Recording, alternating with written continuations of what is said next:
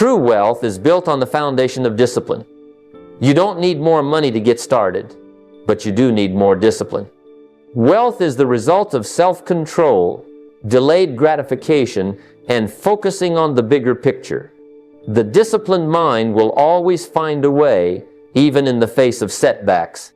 The undisciplined mind will only find excuses. Now, here's the truth. Wealth is not just financial. It's also mental and emotional. Wealth is built on the inside first, and then it shows up in the world around you. Your thoughts, your emotions, your attitudes, they all create the results you see in your life. Now let me tell you something that most people overlook when they begin their journey toward wealth. Protecting what you already have is just as important, sometimes even more important, than chasing after more. Think about it. It's not what you earn that makes you rich. It's what you keep. And this lesson doesn't reveal itself when the paychecks are rolling in. It reveals itself in the moments when money gets tight, when an emergency strikes, or when an opportunity comes and you're not ready because you weren't prepared. The first foundation of wealth is not growth, it's protection. I learned this early in my career. I was making money, more than I ever had before, but I was spending it just as fast as it came in. I convinced myself I was doing well because my income had gone up. But when a slow season hit, I realized something sobering. My lifestyle was built on sand. All the dinners out, all the unnecessary upgrades, all the poor investment choices, they weren't wealth, they were illusions. And illusions don't protect you when the winds shift. That's when I made a critical decision. I wasn't going to let my lifestyle outpace my foundation ever again. Wealth requires defense before offense. You need a shield before you swing a sword. That shield is your ability to weather storms without falling apart. And the storms will come. You may not know if it will be a medical bill, an economic downturn, a job loss, or a global event that shakes the markets. But one thing is certain, winter always comes. So how do you prepare? You start by building an emergency fund. 6 to 12 months of living expenses set aside where you can't easily touch it for whims or wants. This isn't just money, it's peace of mind. When you have that reserve, you stop making desperate decisions. You don't grab at quick fixes or high-interest loans. You don't panic sell investments. You can think clearly because you know you're protected. The next step is proper insurance. And I don't mean the kind that drains you with unnecessary coverage. I mean protection against the real threats: health, disability, and catastrophic loss. I've seen people work 20 years to build something and lose it all in one unfortunate accident because they weren't covered. Protecting yourself and your family isn't a luxury, it's a duty. Then there's the silent thief, lifestyle inflation. As you begin to earn more, the temptation to upgrade everything grows louder. A bigger house, a nicer car, more vacations. There's nothing wrong with enjoying the fruits of your labor, but if every extra dollar earned is matched by an extra dollar spent, then you're still standing in the same place, just dressed in nicer clothes. True wealth isn't about appearances, it's about options. And you only get options when you resist the pull of spending everything you earn. So remember, building wealth isn't just about offense, it's about defense. Guard what you've worked hard to earn. Create a cushion, insure yourself properly, and resist the urge to inflate your lifestyle with every raise. If you learn to protect your wealth before you grow it, then when growth does come, and it will, you'll actually get to keep it. And that makes all the difference. It's fascinating how people think about luxury. For many, the idea of wealth is tied to showing it, driving the expensive car, wearing the designer bag, flashing the newest gadget. But let me tell you, the real wealth is not in owning the product, it's in owning the company that sells the product. Poor people buy luxury to show off, while rich people own the companies that make luxury possible. And once you understand that shift in thinking, you'll see opportunities everywhere. I remember when I first began to observe this pattern. I saw friends and colleagues spend thousands on high-end watches, designer suits, and handbags. And at first, I thought, well, they must be doing well.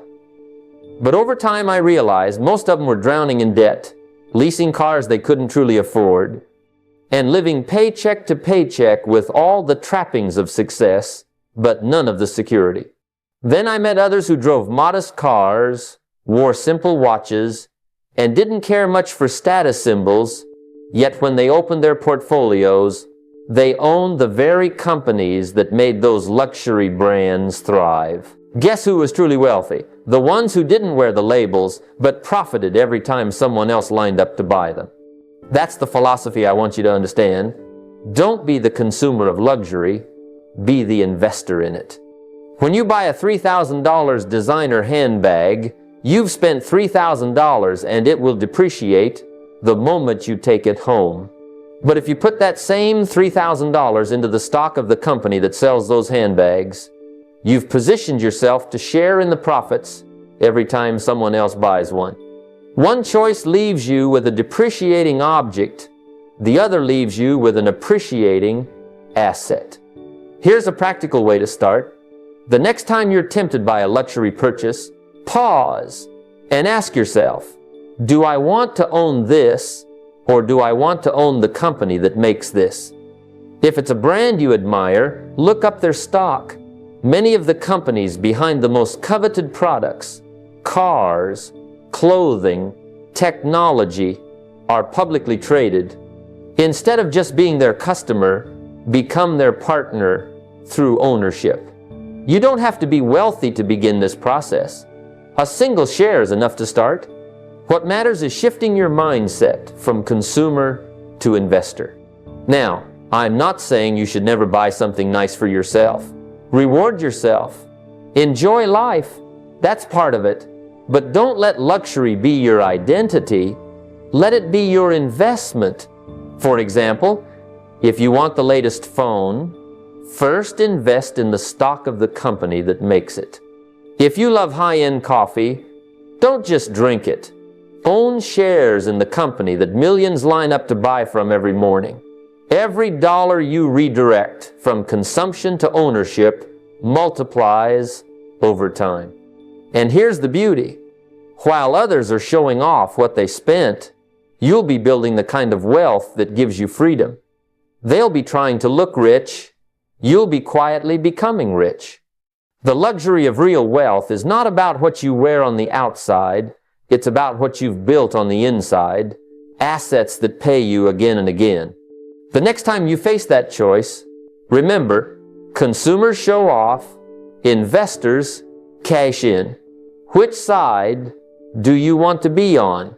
I used to believe that if I just worked harder, put in more hours, and hustled longer than anyone else, eventually I would arrive at wealth. And yes, hustle has its place. It can get you started. It can build momentum. It can even rescue you from a slump. But hustle alone is not enough. Hustle builds income, but it doesn't build wealth. Systems build wealth. Systems are what transform daily effort into lasting results. And they are what separate the person who is always busy from the person who eventually becomes free. Think about it this way.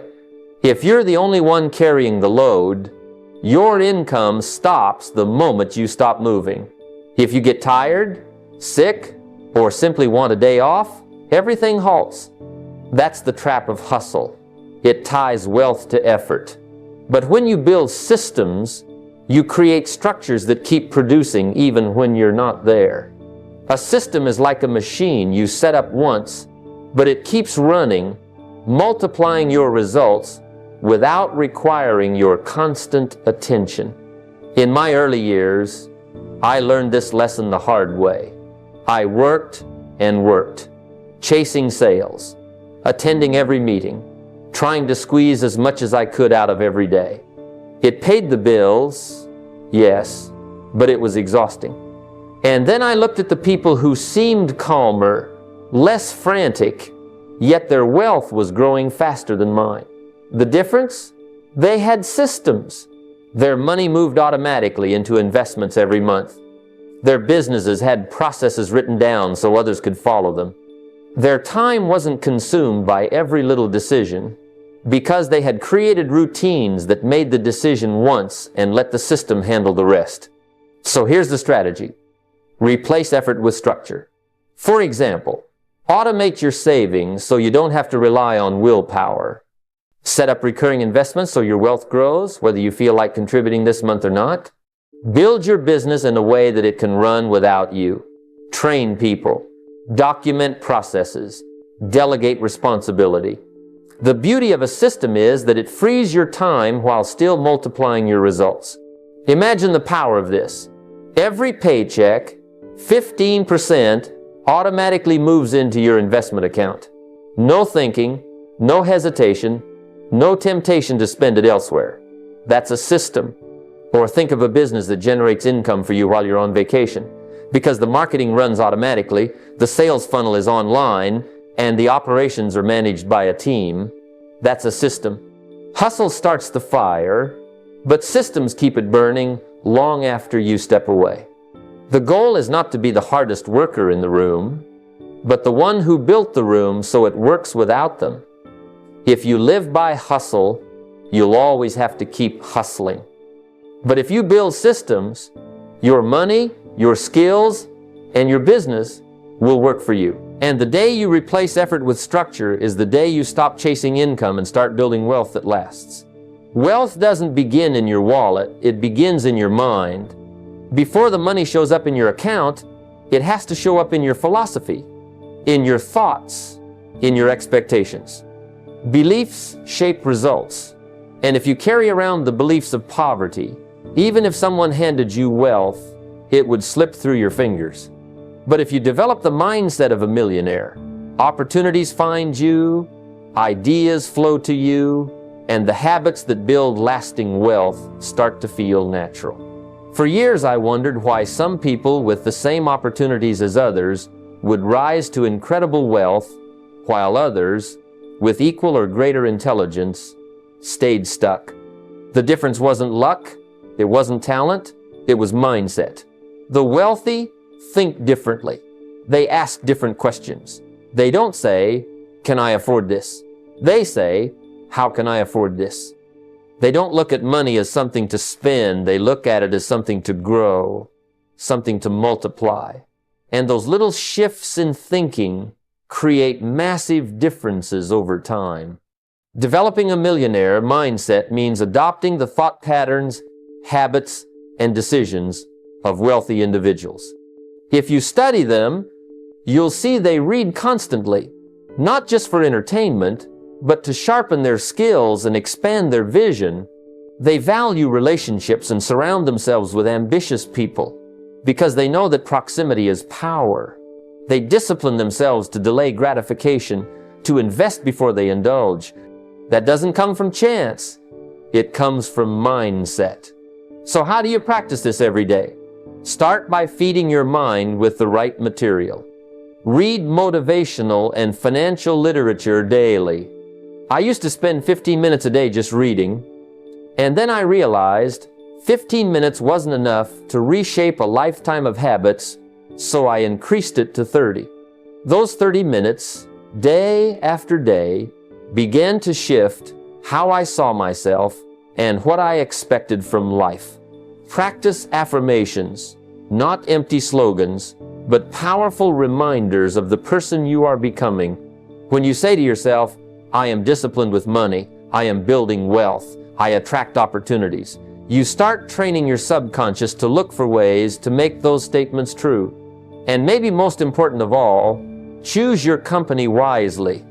If you spend your time with people who complain, spend recklessly, and live without vision, you'll absorb their mindset without even noticing. But if you surround yourself with people who dream bigger, who take risks wisely, who invest in themselves and their future, their thinking becomes your thinking. Before long, you find yourself making the kinds of decisions that naturally lead to wealth. The millionaire mindset isn't about arrogance, and it's not about pretending you're something you're not. It's about training your mind to see possibilities instead of problems, to choose discipline over indulgence, and to think long term instead of chasing the immediate. Change the way you think about wealth, and wealth will eventually change the way you live. Because the truth is simple. You can't build a millionaire life with a $1,000 mindset. Wealth doesn't just come to those who earn the most. It stays with those who control it best. Without control, even great fortunes can vanish. You've seen it before. Athletes, entertainers, even business people who came into millions, yet within a few short years they were bankrupt. Why? Because they lacked the discipline of control. Money without direction has a way of slipping through your fingers, but with control, every dollar begins to work for you. Every decision compounds, and what you build can last a lifetime. The philosophy is simple. Without control, wealth is temporary. With control, it compounds. And the first place to begin control is with awareness. Most people don't really know where their money goes. They say, well, I earned this much, I spend that much, and I try to save a little when I can. But that's not control. That's drifting. Control means every dollar has a name. Every dollar has a job. It means you're the master, not the servant. When I first started learning this lesson, I kept a simple ledger. It wasn't fancy, just income and expenses. But as I tracked it, something remarkable happened. I began to see patterns, small leaks in my finances that, left unchecked, would have grown into floods. And I realized that wealth isn't always lost in big mistakes. It's often lost in small neglects. The daily coffee you don't track, the impulse purchases, the lifestyle upgrades every time your paycheck grows. Those little things compound in the wrong direction. But when you exercise control, they compound in your favor. So what does it mean, practically, to master financial control? First, budget. Not as a restriction, but as a declaration of priorities. A budget doesn't say I can't spend. It says I choose to spend here, I choose not to spend there. Second, automate your savings and investments. If you wait for willpower to move money, chances are it won't move. But if you decide once, set up an automatic transfer into savings or an investment account, you never have to wrestle with that decision again. Control is built on systems. Finally, review your numbers regularly. Just as a business wouldn't dare go a month without reviewing its statements, you should treat your personal finances with the same seriousness. Sit down once a month. Review your income, expenses, assets, and liabilities. Ask yourself, am I on track? Where can I improve? What needs adjusting? The numbers never lie. They're your scorecard. Here's what control gives you. Peace of mind. When you know where your money goes, when you've assigned every dollar, when you've put systems in place, wealth is no longer left to chance. And over time, that control compounds into freedom. Because without control, money will control you. But with control, money becomes your servant. And together, you can build something lasting. The truth is, wealth is not built on what you earn. It's built on what you control. Knowledge is one of the most powerful assets you can ever acquire. But knowledge sitting idle is no different from money locked away in a box. It holds potential but produces nothing.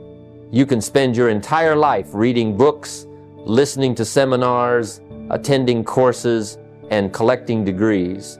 But if all that learning never translates into action, it becomes little more than an expensive hobby. Knowledge alone doesn't build wealth. Applied knowledge does. The true value of learning is when you transform it into capital, into something that can work for you, produce results, and create opportunities not only for yourself but also for others. I remember being young, sitting in seminars, and writing notes furiously. I was hungry for knowledge, but for a while, I made a mistake many people make. I confused the collection of information with the creation of results.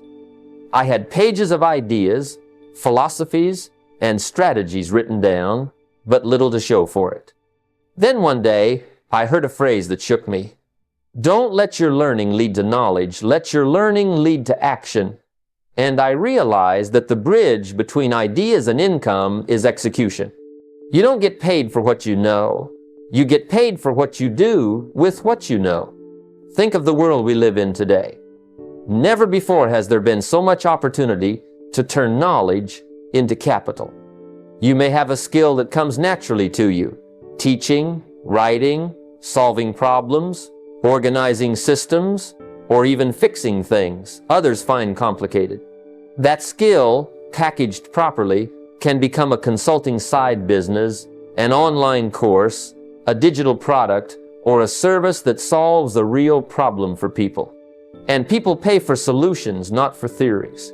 The marketplace doesn't reward you for what's in your head, it rewards you for what comes out of your head and creates value.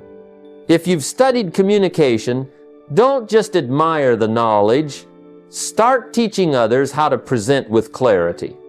If you've learned about investing, don't just keep it in theory, apply it to your own money, document the results, and then teach others how to avoid mistakes. If you've mastered a specialized skill in your profession, don't just use it at your job. Package it in a way others outside your job can learn from it. Here's the practical side. Start small. You don't have to build an empire overnight.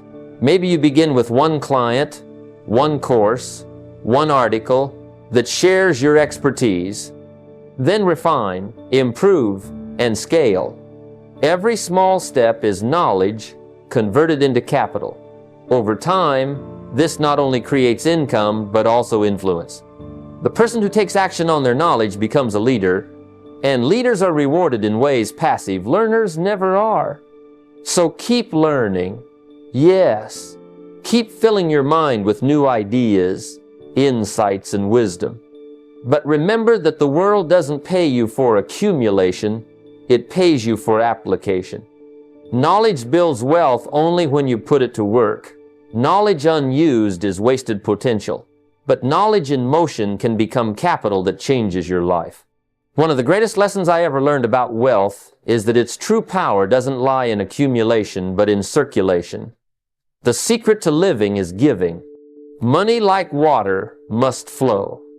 If it stagnates, it loses its purpose and its vitality.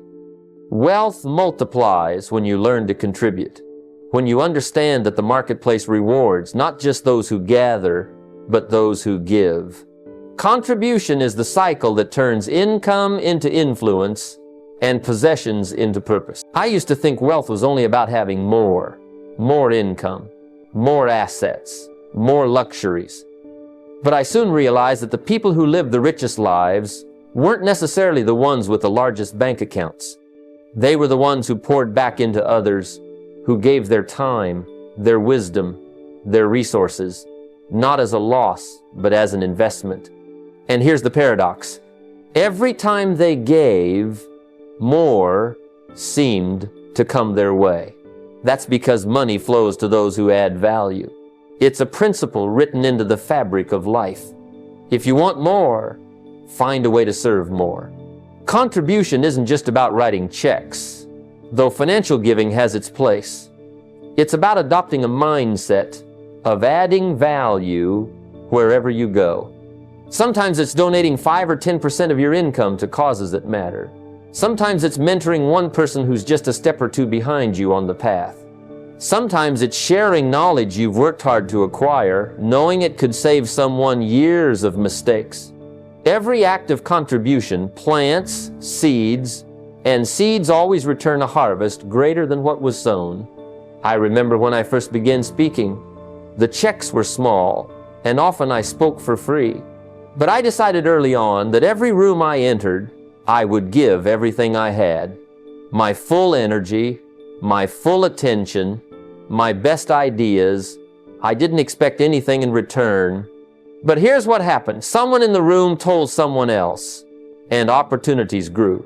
The giving multiplied into growth, both theirs and mine. That's how it works. When you give without keeping score, life has a way of balancing the ledger in your favor.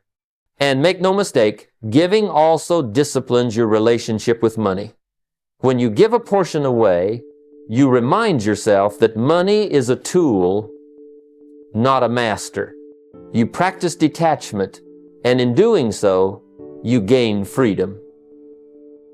Contribution ensures that money serves its higher purpose to improve lives, to open doors, and to create possibilities. So don't wait until you have millions to give. Start now with what you have. A portion of your income, a portion of your knowledge, a portion of your time. Because contribution doesn't diminish wealth, it multiplies it. In fact, it might be the single greatest wealth principle of all. If you want to live abundantly, give abundantly. One of the great dangers in the journey to wealth is letting emotions take the driver's seat. Emotions are powerful, but they're also impulsive. Excitement can make you chase shiny opportunities. Fear can make you sell too soon. Greed can push you into risks you shouldn't take. And impatience can tempt you to abandon the very plan that would have worked if only you stayed the course. Wealth is not built on emotional swings. It's built on steady principles. Emotional choices erode wealth, but disciplined principles preserve it. I learned this the hard way. Early in my career, I made a few investments because I got caught up in the moment. Someone painted a picture of quick returns, and I jumped in without asking if it aligned with my values, my goals, or my rules. And guess what? Those were the investments that cost me the most. Not because the opportunity was bad, but because I acted out of excitement, not principle. On the other hand, the investments I made slowly, thoughtfully, by principle, are the ones that grew into something lasting. That taught me that wealth responds to rules, not moods. The marketplace doesn't reward emotional energy. It rewards consistency, structure, and wisdom. That's why you must set rules before you ever need them. Decide in advance how much of your income you'll save, how much you'll invest, and what level of risk you're comfortable with. Write it down. Make it non-negotiable. Because in the heat of the moment, your emotions will try to negotiate with you. They'll whisper, "This time is different. Just this once. Break the rule." And that's the very moment your principles must stand stronger than your emotions. For example, you could establish spending caps that protect you from impulse purchases. Maybe you decide that if a purchase exceeds a certain dollar amount, you'll wait 24 hours before acting. That pause alone saves fortunes over a lifetime. Or when it comes to investing, you could set clear limits, how much you'll allocate to stocks, real estate, or business ventures, and refuse to chase after whatever is trending that week. These small, predetermined boundaries become your shield against financial chaos. Principles also prepare you for emergencies. Imagine the calm of knowing you already have an emergency fund, insurance, and a strategy for downturns. That calmness is priceless. Because when winter comes, and it always comes, you won't need to scramble or panic. You'll simply follow the rules you already laid out. So let me put it simply. Money obeys discipline, not emotion. If you want to preserve and grow your wealth, build a framework of principles and live by them. Because when emotions rise, and they will, it's your principles that will keep you steady. And steadiness is what builds fortune. Debt is a tool that has ruined lives and also built empires. It all depends on how you use it. The philosophy is simple. Debt enslaves, but smart leverage multiplies wealth. The problem is that most people use debt in reverse.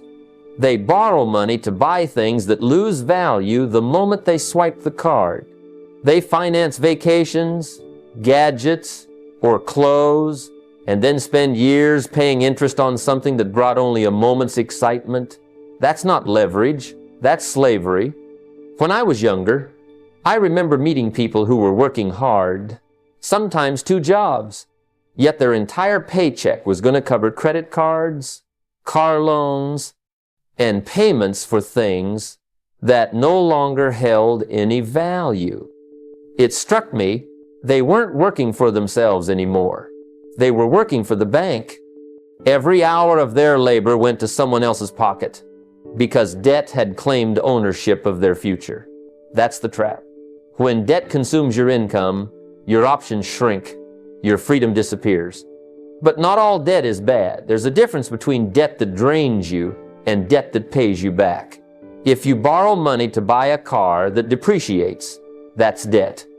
If you borrow money to buy an asset that produces income greater than the cost of the loan, that's leverage.